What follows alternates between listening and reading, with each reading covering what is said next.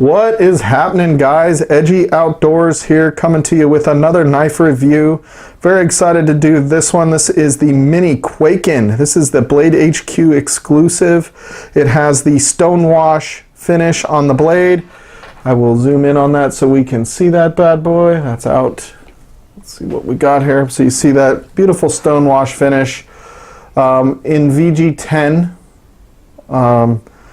VG10, it is a liner lock and beautiful carbon fiber scales put together, again, this combination put together specifically for Blade HQ. The Mini Kwaiken is a mini design of the full-size Kwaiken, which was actually designed by Lucas Burnley.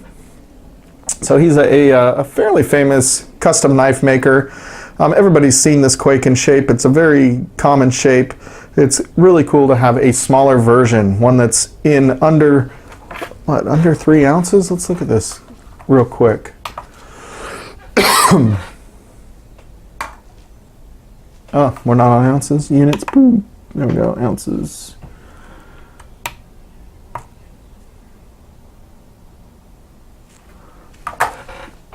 So we're at 2.7, we'll say 2.75 ounces.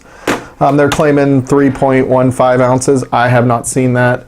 This is a flipper knife, so it's got actually really nice action.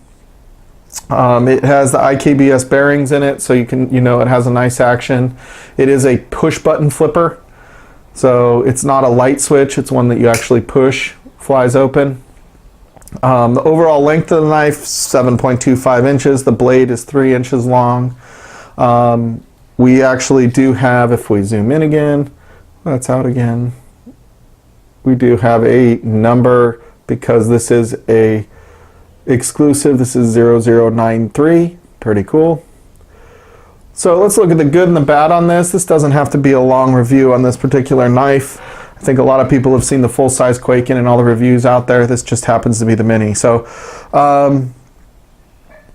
again, the good on this knife, I think, is this knife is extremely lightweight. I love the blade shape for cutting open boxes, for just my everyday cutting open letters. Use it all the time, as I'm opening mail, opening boxes, opening packages, cutting tape, etc., etc. Things that, you use it for in an office situation. I do like the carbon fiber. It's a fairly smooth carbon fiber, so it's not super grippy or anything like that. I love the profile as it sits in your pocket. So that's one thing about the Kwaiken, is it rides. It's so small. It's almost circular in size. And, it just is not a fat, like you're not going to mistake this for a Manix 2, for example, right? Like, it is narrow, even when closed, super small in your pocket with a tip-up carry. Just very nice and small and light to ride in your pocket.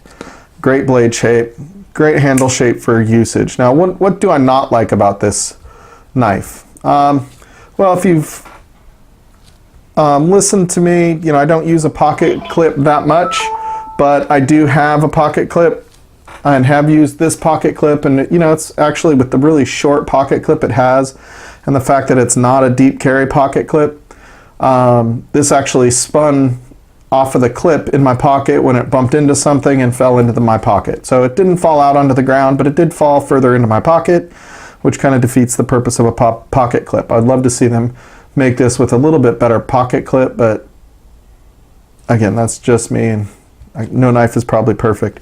The other thing that I think is just kind of funny with this knife, and it's the proportion of blade to handle. So as we look at this, for whatever reason, especially at certain angles, you really get this like heavy handle feel compared to this little tiny knife. If we compare this knife in size to something like the Kershaw Leek, hint, this is the next knife review we're doing.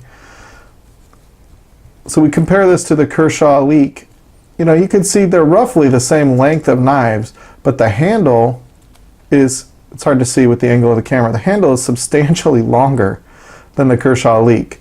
The blade is about the same length. And so what you end up with is a blade on this guy that just feels a little bit handle heavy. Oops, oh, camera bump. So it feels a little handy, handle heavy.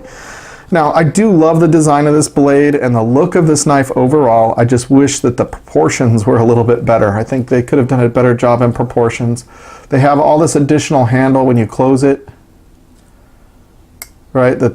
The knife is not, and it's hard because of the detent in there, but the knife is not really, look at this, not going out fully to the end of this particular handle. So it creates kind of that interesting,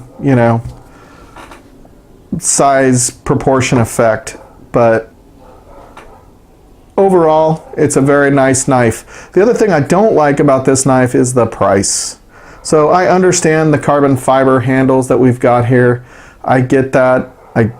I get the fact it's brought over from Taiwan, which should make it a little bit less expensive, quite candidly. But in the end, this is VG10 steel, and it's a $120 knife off of Blade HQ. So VG10, not the best sharpening steel out there. I tend to have, you tend to see that as you're using the sharpening VG10, it can chip. So you got to be really careful with things like the tip. Not just when sharpening, when using it, but when you're sharpening as well, especially if you're trying to do any sort of regrind on the edges.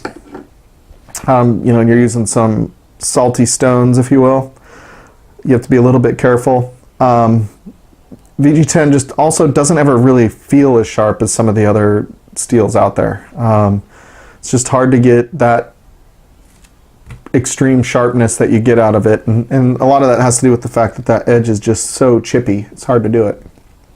So use case for this guy, quite frankly, the use case on this guy is probably going to be your gentleman's carry. If you're an office worker going into the office, kind of that, again, gentleman carry that you have here, that's what I really think this knife lends itself well to. It's a very nice in the pocket, very lightweight, beautiful design, not intimidating at all, very sleek handle, and how that handle looks. I mean, it's cool with that little Asian flair, being Taiwanese made. It's a beautiful knife. So I would say that EDC, not tactical, boxes, letters, just kind of everyday cutting stuff. It does slice okay, so it's not a bad slicer. I'm not gonna replace it in my camping tools or put it in my kitchen, but certainly it's serviceable when you're cutting up an apple or what have you, as long as you can get it sharp and keep it sharp. So overall, would I recommend this knife? I would. I think it would have to be the right situation, and you'd have to be looking for something that looks a little bit more refined without having to pay the additional money to do that. I would say, I have other options for that small carbon fiber hint that I probably would rather carry than the Boker most days, but the Boker is nice and I change it up, so it will be in my rotation moving forward. So that's pretty much it for this one, guys. It's a fairly simple knife review, but I wanted to get a video up for you guys as we go through. We've been so busy doing sharpening, and it's hard to sharpen and do videos and edit at the same time, and especially when you're trying to video your sharpening. But I do have some sharpening videos coming out that'll talk about some of the different systems that we use here at Edgy Knives. But feel free to leave comments down below. Please hit that subscribe button as well. And we look forward to doing some more videos for you guys. Please also leave requests on knives you'd like to see. If I don't have it, I might get it. If I can't get it, it might come through. So certainly leave those requests down below and we'll see what we can make happen. Again, thanks guys, and I hope you guys have a great week. See ya.